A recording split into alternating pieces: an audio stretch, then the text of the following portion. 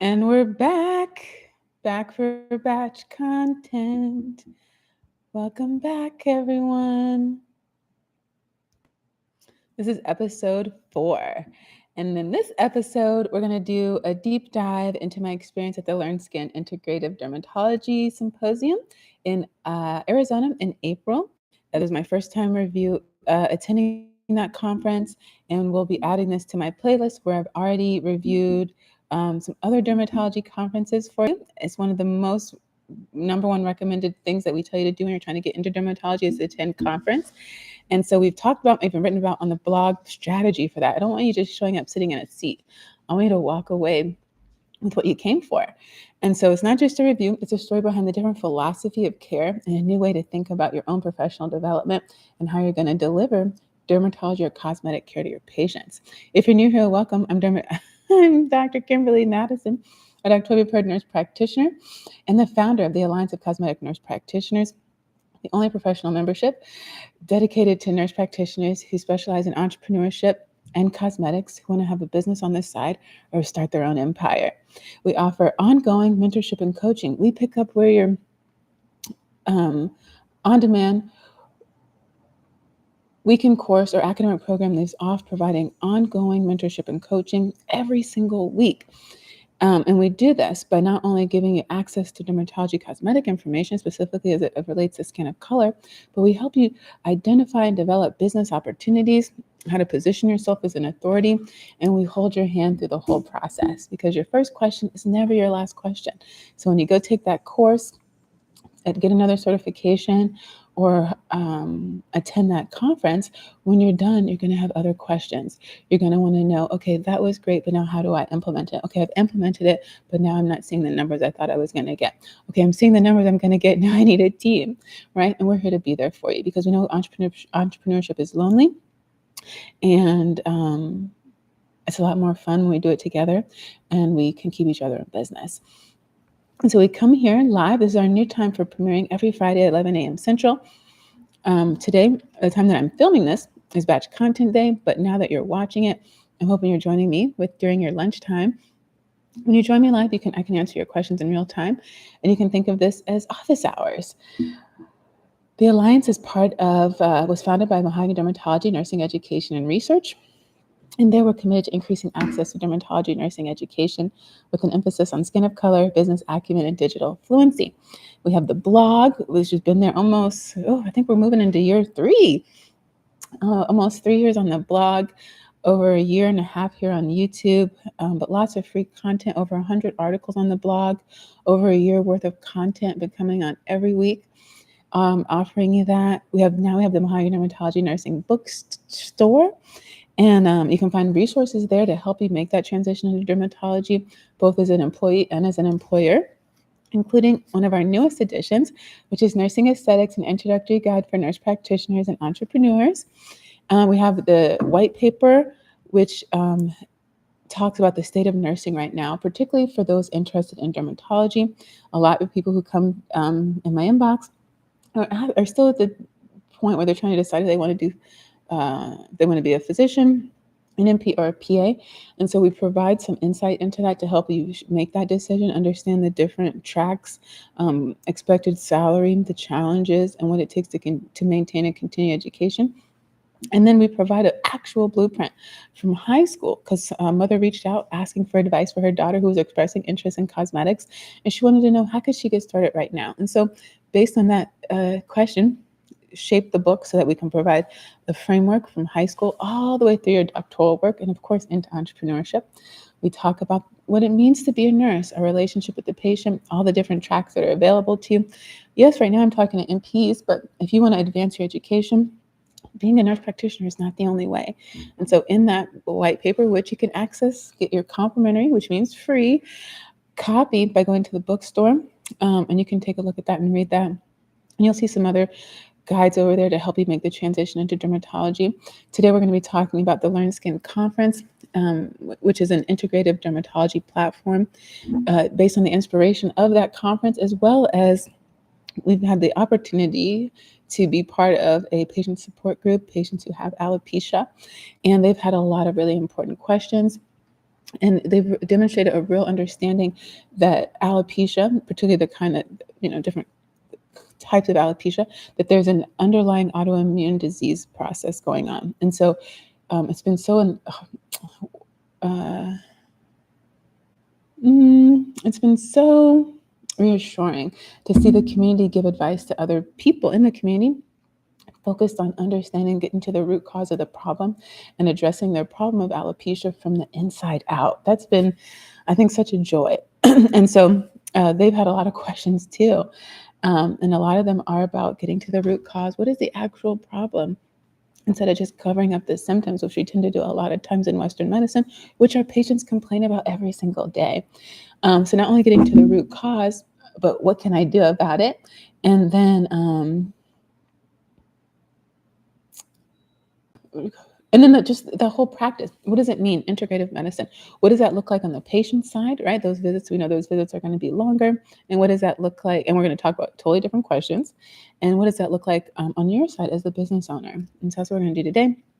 So let's talk about the philosophy and the differences here, because this is actually a growing demand from the consumer, but also amongst our NP entrepreneur friends. I just have a belief that the longer you practice in acute medicine and you take care of sick patients, for some of us, there comes a time where you want to move into the wellness space for a variety of reasons. But sometimes we too want to get to the root cause. We start to realize, hey, what I'm doing isn't really fixing the problem. The clients keep coming back. They're not really getting better. They're complaining that the medicine is killing them. They're not using words like healing. And then sometimes, it's a lot of work. And if you're going to do a lot of work, you want to see a really big outcome.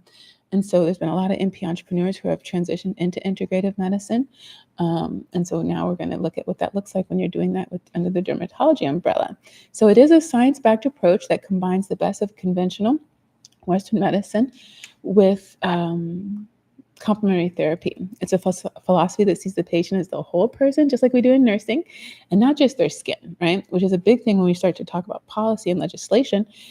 When it comes to the things that are visible, we have a big uphill battle because it's seen as just being a cosmetic concern and not an underlying autoimmune disease, which really needs multidisciplinary approach and actual coverage for the medication and treatment. And so a lot of times when we're talking about things like alopecia, vitiligo, we get pushback from insurance and sometimes legislators that they don't take it seriously. And so you having this understanding that we're talking about today will position you to be more of an advocate in the space so that our patients get the care that they need when they need it. And so understanding, and I am a huge proponent of integrative medicine. As a patient, I really love it. But I also see the benefit of understanding both Western medicine and some Eastern philosophies, and the beauty of being able to bring those together for the most beneficial outcome. So we see the whole patient, not just the skin, because it's not just the skin, right? It acknowledges that what's happening on the skin is often a direct reflection of what's happening inside the body, the gut, stress levels, nutritional status, and of course, our mental health. The LearnSkin conference is unique because it's one of the only places where the conversation is happening at the highest academic level. It's where doctors, naturopathic doctors, NPs, PAs, MAs, pharmacists, estheticians, and of course, industry is there, lots of entrepreneurs. And we all come together to discuss not just the latest prescription, but also which we did, but also the role of Ayurveda, traditional Chinese medicine, and the microbiome. This is not the future. This is now. Hold on, let me shut that.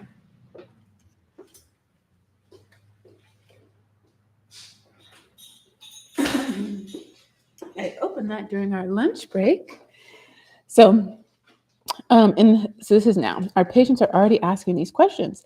They're tired of being told their diet doesn't matter or that their stress is irrelevant. An integrative approach is the answer to deep holistic needs of the modern patient. And I think, excuse me, I think this demand from the patient and the consumer really picked up during the pandemic. Now, I think two reasons for that. One is that people were home watching a lot of social media, and we're hearing that word immune all over the place, immunity. And it really drove people to want to know what they could do to take care of themselves in the kitchen, right?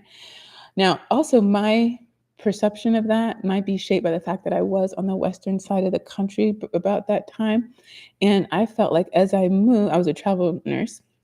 As I went across the map, I felt like now the questions of the patient were very different, and also the health literacy level, the kind of questions, the words they were using, the level of vocabulary, um, and then the things they wanted to do to heal themselves, right? They were very much interested in these naturopathic um, modalities that we're talking about, and getting to the root cause of their problem. So that's just my thoughts on what happens when you go across the country. I would love to hear yours if you live over there, particularly if you've had the chance to practice in different parts of the country.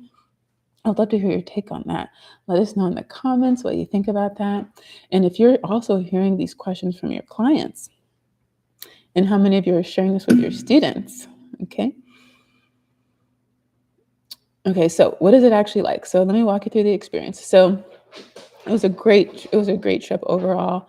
I had booked this earlier in the year. Now, when you book right after the weekend a conference is taking place, it's usually the cheapest time to book before. Actually, you know what? I might have booked last year when they did their early bird.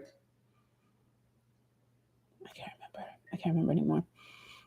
But the conference was in Arizona. If they were talking about trash, I still would have been there. I'm obsessed with Arizona. The vibe, the geography, everything. I just love it there. So travel from here was about 2 hours or something. They're in mountain time. They don't participate in daylight savings time. It's when you first get there, it's a little bit feels rural to me. Very desert, very dry. Some greenery, but lots of rocks, lots of dirt and mountains, beautiful mountains. And there's a vibe. There's a whole vibe. It's very much like California, but maybe a notch down, right? But I feel like the same people who live there would live in California. And it's less about, corporate sterility and more about community and genuine curiosity. The conversations were really nice. So let's go into the conference. So it started on Thursday, went to a Sunday. We did use the Hoover app, and that allowed us to start engaging with one another. You could see who's there, set up meetups. I should have had the agenda with me. That would have been smart, huh? That's what I'm going to do. Let's pull it up. But yeah, it was just such a wonderful time. Some mornings started with Tai Chi. There was a session on laugh yoga. We had food demonstrations. Of course, the food was amazing. And so when it comes to integrative medicine, they have like a whole philosophy of care, kind of different pillars of practice. And part of that practice, especially if you're talking about how to decrease inflammation in the body, you're going to really have to look at your nutrition and your diet. And so because you're talking about that on stage and a lot of the participants follow that kind of lifestyle, the food that we were given, we got to start with the food, was amazing. So I'm vegan. A lot of times when I attend conferences, there might be like a salad or a dry bagel. Some conferences have done a really good job of having that variety there. But what I loved about LearnSkin is like maybe they had a meat dish. Let's say they had one meat dish every meal. Don't quote me on that, but let's just say they did. But then all the other dishes were great grabs for everyone else. And they did a really good job labeling vegan, gluten-free, dairy. Yeah, I think they said dairy, vegan, gluten-free. Those were like the main things that you would see. But I had more than just one option, right? Of course, they had salad and fruit, but they had delicious desserts. They had vegan dessert, gluten-free dessert, wonderful breakfast. They had like a chickpea scramble. Now, I love the way they did it. They like ground up their chickpeas. Normally, I just like mash them, but I love the way they did that. It actually looked a lot like stuffing or dressing, which is one of my favorite things to eat during Thanksgiving. Really good desserts. We had a cooking demonstration on stage, and then we got to have samples of that. The lectures were a lot of the lectures. So there were CEs, obviously, in person and online. And then some of the CEs were just non-CME, and so they were just by industry. A lot of the evening and dinner stuff was hosted by industry, and there were evening events. I know there was like line dancing, and these were all on site. I should have done a better job of this. Okay, so the conference was in Tucson, and it was at one of the Hilton resorts there. Absolutely gorgeous, absolutely gorgeous. So I had an agenda. My mom came with me, and so I would spend the day at the conference, and then the evening we would be out and about in the town. I had a whole agenda, but then when I saw how wonderful the resort was, I thought, oh man, maybe I should just save my money and time from the car and just stay here and explore the venue, because not only could you participate in those sessions that I mentioned that were part of the conference, but the resort itself had their own events. And so I know every like 5:30 p.m. every day they had someone playing the native Indian flute, I want to say. You could rent bikes for 2 hours for free. There was golf, tennis, lots of pools, a hot spring. Some of the participants, so before the actual conference, those who participated in their certification program, they came a couple days earlier and also got access to some content. And I think they took their exam. I'm not actually sure what they did before we got there, but one of the things they did was a cold plunge. And so lots of opportunity to um, get in the water. And then on site also was like a spa, ooh, gorgeous spa well, beautiful, beautiful, so peaceful over there. And of course, you have the mountain views. Now, our rooms were kind of like, and it was huge. Like this, the resort is huge, so they have people who take you around. You can walk around if you want, but you can also get a ride on one of the golf carts and get you around. Parking was free, plenty of parking. I didn't have an issue with that. But also there wasn't anything else going on. So if there's something else big going on, there might be an issue. Now there were lots of cars there, but no issues like not being able to find a parking spot. All of our little, this was the, I'm trying to remember then. It was like the El Conquistador in Hilton. And you can, our little, like where we stayed were these little kind of like huts, the El Conquistador Tucson Hilton Resort. Absolutely breathtaking. So the little spaces we had, they're kind of like little huts in there. They weren't really huts, but they had the Spanish stucco on the outside, and they were all next to each other. But then inside, I felt like that was probably it's like for me, Hilton's kind of an old hotel. So on the inside, it wasn't very modern. But then you say, hey, I'm not really here to be inside. I'm here to be outside. And once you're outside, it's breathtaking, absolutely gorgeous, very clean. The people were so friendly. And like I said, you can walk around the whole place. And it was just it was beautiful, beautiful. And so so that's one section where you have those little kind of huts like, but then there's another section that's kind of like, and those are all one story. But then when you go to the other side, it's like, I don't know, 3 floors or something like that. And those are more like your traditional hotel style. And you can get different views, the mountains. They have something called the Acacia Spa. You could look at that. Or you could also be over there with like the rather regular hotel and overlook the pool, or be on the other side and look at the mountain. And inside was really nice. They had some different shops in there. The front desk was super helpful. And then the conference, we had our own little space down there, lots of room. It wasn't freezing. It wasn't freezing. I had a blanket with me and I didn't even use it. Breakfast was served every day about 7:30. Lots of fresh fruit. Like I said, vegan danishes, croissants, bagels, scramble, you name it, lots of stuff, lots of options. And then there would be lunch and dinner, lots of food actually. And so the lectures on average, like a lot of the lectures were 30 minutes at a time. There were a few that were like I think someone said hers was 20, and there might have been a couple that were like an hour. But I would say mostly a lot of them were 30 minutes. And that gave you such a time to like reset your brain, because it's a lot of information. And then I feel like we got to stand up a lot and like network and go to the exhibitor hall, which I really like that. I didn't get sleepy. And yeah, so I really appreciate that. We sat at round tables, which I wouldn't have noticed, except they pointed out that may encourage more engagement and conversation, which it did, because normally they're like long tables and you only talk to the person next to you if you're lucky. And then to promote that engagement, which I've learned is actually a kind of a thing that's coming from the boards who accredit our CEs, is to be more engaging. And so they had like blank tables that you had to fill out based on the lecture and questions you had to answer. You're supposed to answer them kind of as a table and then pick someone to represent everyone. And then at a certain point, you would be asked to stand and, represent the table and the group. And we would just fill it in together. I really love that. A lot of people weren't used to it. So even when they said, hey, let's talk about it, they weren't necessarily ready to talk about it. But the concept was in place. So that was really wonderful. And yeah, I got to see some familiar faces that I've seen in other places. And exhibitor hall was really good. One thing I will say, very entrepreneurial spirit, I feel very present. Went to the exhibitor hall. This is the first conference I went to that you could buy stuff. Now most of the time they're there telling you what you can prescribe for your patient, but I love that we could get stuff. And so I did buy some new skincare, which we'll be doing for episode, and a couple episodes from now, we'll be talking about that, which is Shunly, Shunly, founded by an esthetician who was there. I got to meet her. But yeah, you got to buy, and we got discounts, right? And yeah, lots of different brands that maybe sometimes you wouldn't see in other places. And like I said, it was just really nice to be at the same table with people of different licensures, and to be like, what do you do? And then to, be pleasantly surprised by what they say.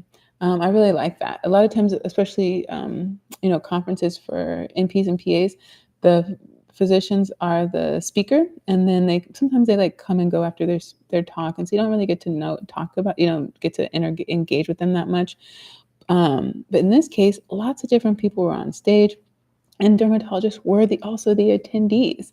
And so I really enjoyed that, and it's the inspiration for one of the episodes coming up here.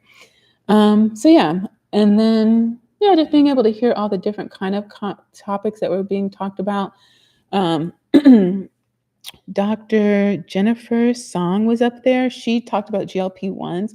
We had a couple lectures on GLP-1s, Ozempic face. That was really good. And then she talked about GLP-1s just in general, which I think you're going to hear a lot more from dermatology specifically. But then I really loved it. This comes in that entrepreneurial spirit. She has her own meeting coming out. If you're new to derm, conferences are also called meetings.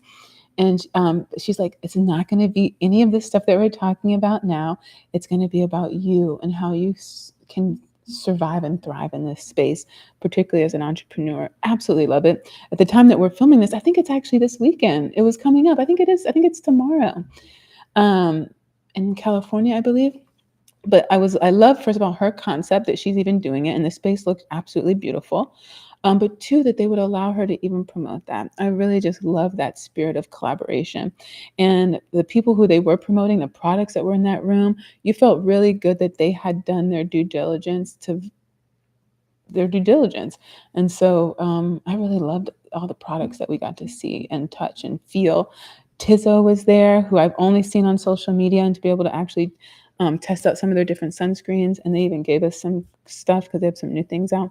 It was really good, and to talk to them and to be able to maintain communication with them.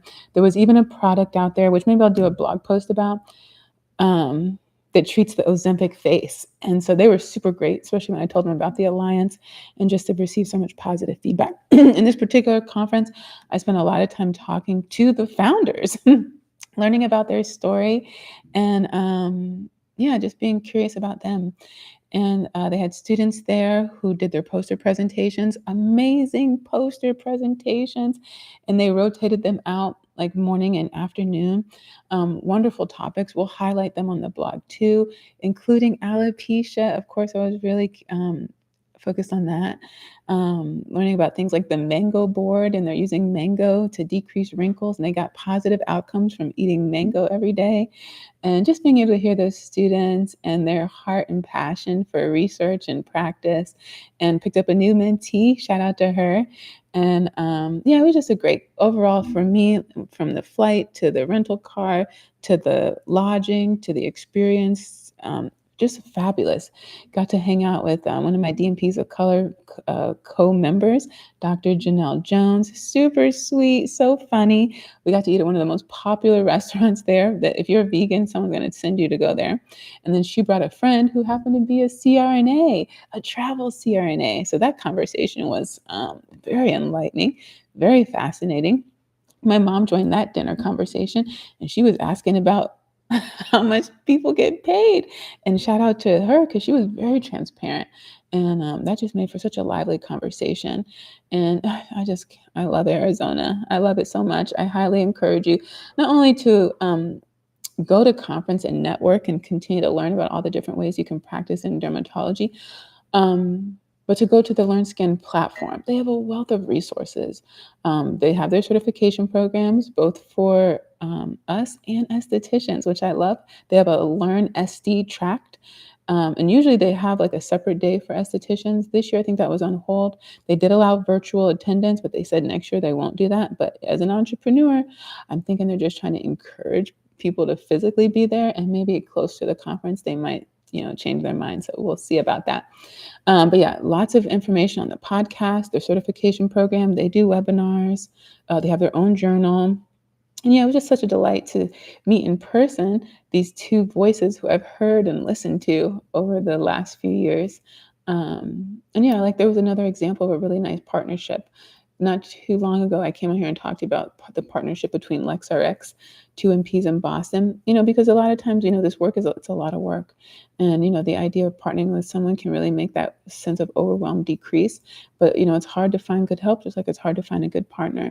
And so when we do see those examples, it's important that we point them out and study what makes it work so well, both in clinical practice and in business, but also in our personal lives, right? Relationships, marriages, partnerships, what's the secret behind that? Because we all have the same stressors and demands. And so how do you balance all that and make it work so everyone feels seen and heard? So really beautiful partnership there. And they've been doing this for a long time together. Love the posters and being able to talk to them not only about the content on their poster, but the process of it. Some of the topics they were doing, like hijabs and alopecia. It was even a social media one too. The challenge, right? Because with the topic that you're talking about, there's a paucity of data. And so when you came across that, how did you address that issue, right? And being able to talk to them and see how transparent they were about it. And then I also challenged them a little bit, right, to think a little bit more. So if you identify a gap, you come up with a question, you do the literature review, and now you're reporting on the evidence. And now you're making recommendations on the evidence. Okay, it's very easy to say, hey, this is what you should do in your practice. But what does that look like in real life, right? And that's where I want to challenge you. And that's going to be our closing thought for today. Because I've been asking you to be more curious, to be more critical of nursing, of medicine, why we do what we do the way that we do it. And so if you're saying, okay, the way that when people wear hijabs and they pull their hair back into a tight bun, a tight ponytail, whatever the braids, and we're noticing that they're experiencing more traction alopecia because of that, recommend that they wear looser hairstyles. To you, that seems very simple, very obvious, but what is the looser hairstyle and how would I know that, right? So you can take your recommendation a little bit further, and now not only is it being more helpful for the clinician who needs to feel confident and to be able to establish, like, hey, look, I understand this situation, even though I might not be a person of skin of color, I do understand, I'm well versed in it, but also it helps the patient feel confident about the person who's caring for them, that they really understand that they respect their cultural practice and they're trying to help them get to the solution that they're looking for. But how does that look in actual practice? So even if you're recommending someone to do something in practice, what does that look like on an actual day? Because you want them to add on something to a day that's already full. And so that's why I really want to challenge you to take what you're thinking, what you're recommending, what you think the problem is, and just take it one step further. And how does that actually impact us? And so one person was, she did her project on, I think it was CCCA.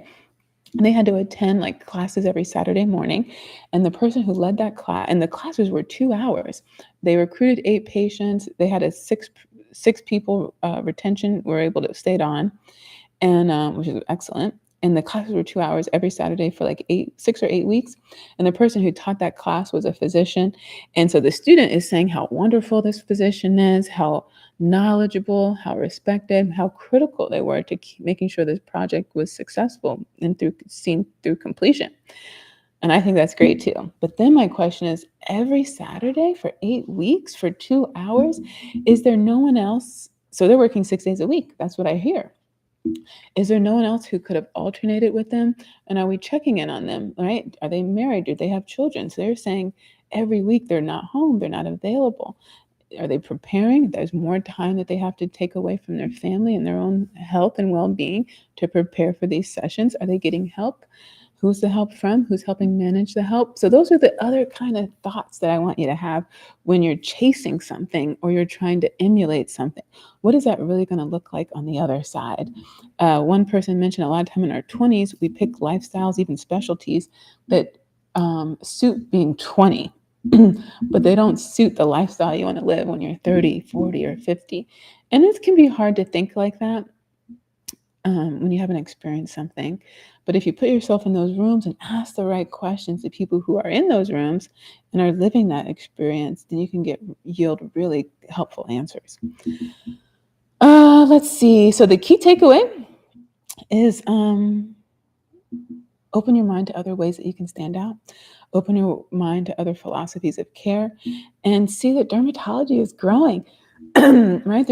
And even now, looking at it from an integrative lens, looking from it from a multidisciplinary lens. Jade is now the blog chair at Diversity in Dermatology. She's published, at the time that this is recording, she's published 2 articles. One of them was brilliant. She did a review of the conference this year, but she also talked about the importance of collaborative care.